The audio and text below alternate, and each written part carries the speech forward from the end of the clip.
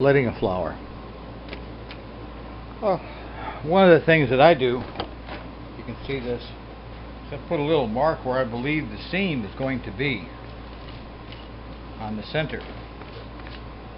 So basically I'm using my lead dikes, and one of the things that I wound up having to do with, not necessarily having to do, but I did, I had my assistant help with the glass cutting on the branches.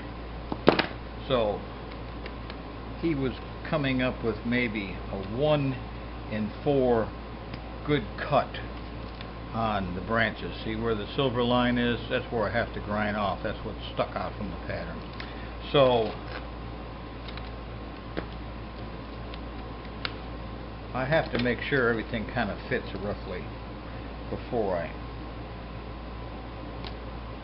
came everything together. And some of the glass that I've used in here is an absolute flare monster. I mean, the only thing consistent with it is that it's flared drastically. So I've been using, and someone else had said in another video or a post that the grinders have replaced grozzing, and that's fine, because with regular just grozzing sometimes you can actually break the piece off that you're trying to trim down slightly. So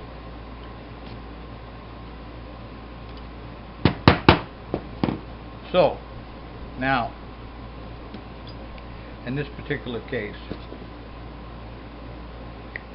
and this is the thing, so this glass here was the flare monster.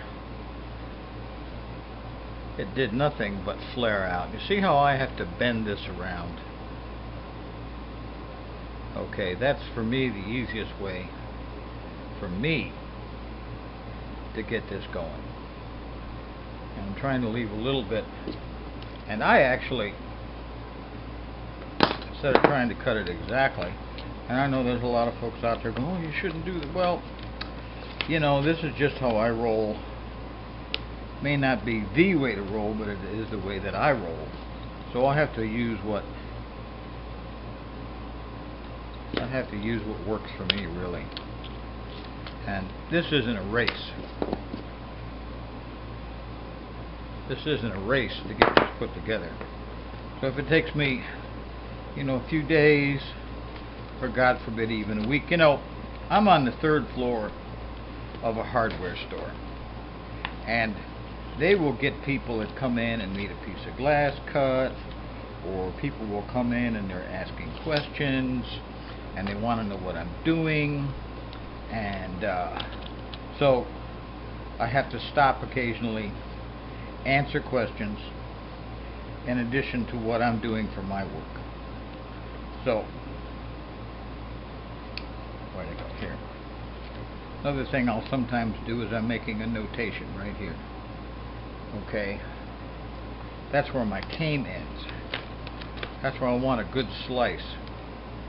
So I'm holding it, I'm bending it around.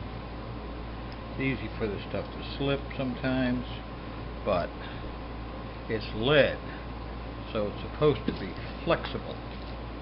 And then I'm marking. Might not see this in the video. I know.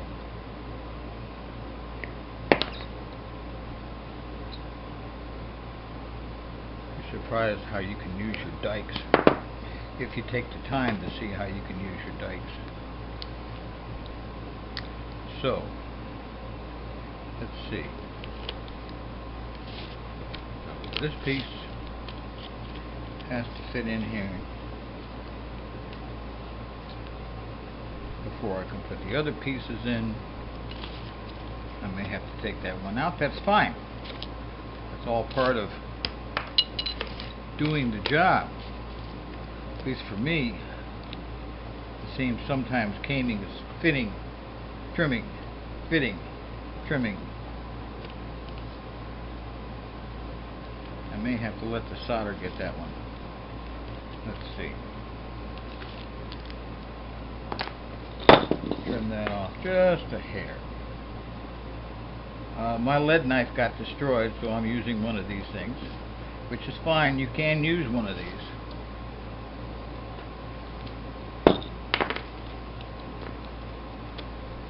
Things get moved, things get knocked out of the way, right?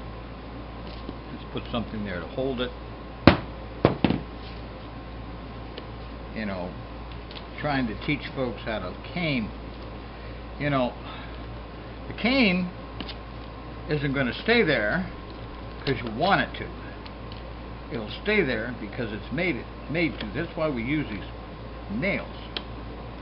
Or we use these horseshoe nails, as they're called, to keep everything in place. Because when you push on something, I think that's part of what they teach in school about physics. What each action has a opposite reaction or some crap like that. Well, it's the same thing with caning. If you don't make something stay, it's not going to stay there because you want it to. It's going to move out the way. And then that messes everything else up that you're trying to do. So, see? Push that in. Push that in. Put this in. It's lead. It can be bent back and forth a little bit. See? Is that kind of good? Kind of good. I trimmed that back too far. Might have trimmed a little bit too off there. So, yeah, might have trimmed a little bit too much off there. Ooh. Let's see.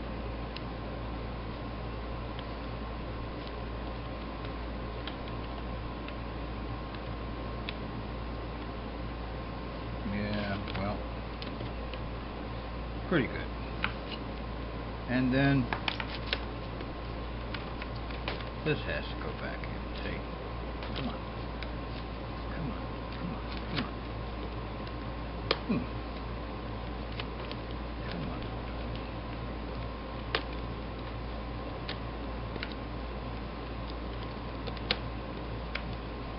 Yep.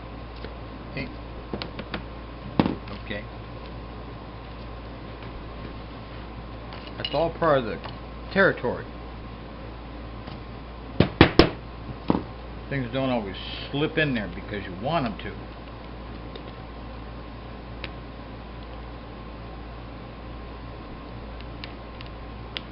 So, see?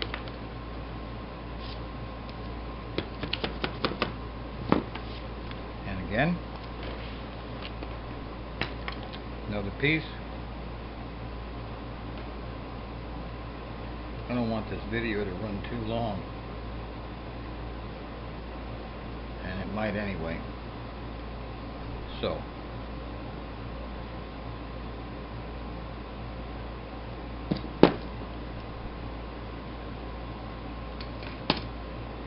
you'll notice I'm not cutting it exactly. Wasn't trying to cut it exactly. I like a little I can trim off.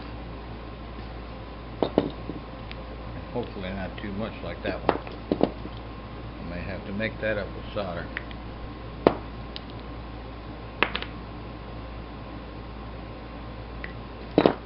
So, let's see.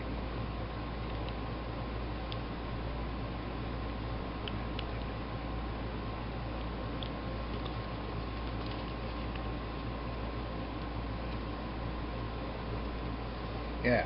Now, I need to get the center in before I do anything else. So,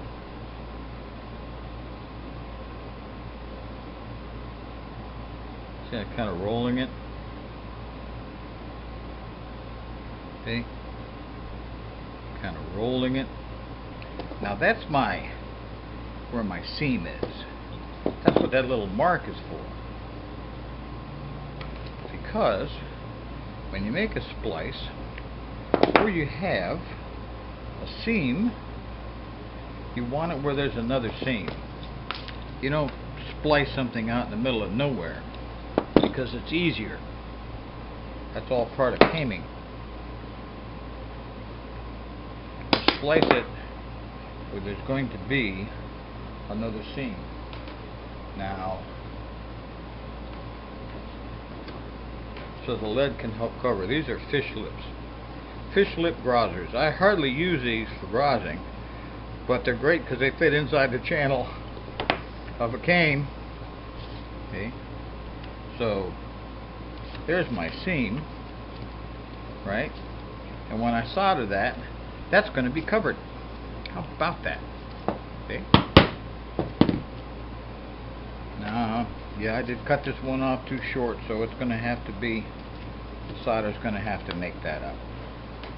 I've got another piece here. So I'm going to make sure this fits, this fits, this fits, and then I have to work that way. So, just for the sake of argument, this is the caming of a flower. Okay. You can do that with it. You can bend it up to go into inside curves and things. Okay. And again, I don't want to trim it off too tight. So I got that one there, right? Oops.